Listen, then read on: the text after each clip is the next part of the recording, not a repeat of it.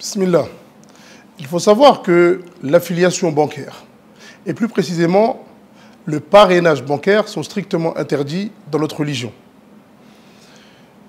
Et en quelques mots, le parrainage, c'est le fait de parrainer quelqu'un qui va entrer dans notre banque par notre cause, et en contrepartie, cette banque va nous verser de l'argent ou un cadeau. Donc c'est comme si nous travaillions pour cette banque en réalité. Et comme vous le savez, ces banques gagnent leurs profits en faisant des transactions usuraires. Et la majorité de leurs profits sont faits par des transactions usuraires. Comme vous le savez aussi, notre religion interdit toute transaction usuraire.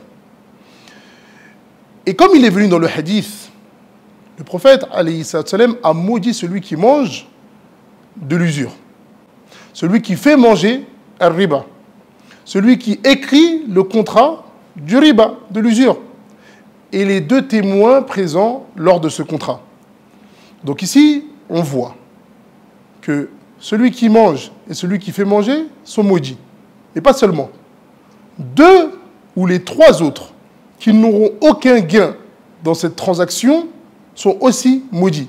Car à la fin du hadith, le prophète alayhi salatu wassalam yaqul wa kulluhum sawa.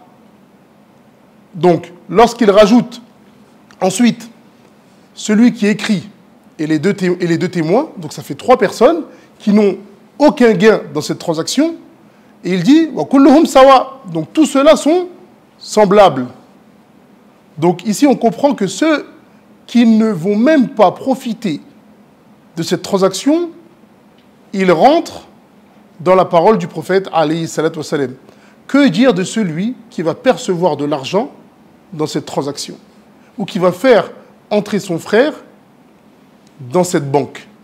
Et comme vous le savez, Allah Ta'ala nous dit wa ta'awanu 'ala al-birri wat-taqwa wa la ta'awanu 'ala al-ithmi wal-'udwan. Donc entraidez-vous dans le bien et la piété et ne vous entraidez pas dans le mal et la désobéissance et dans la turpitude.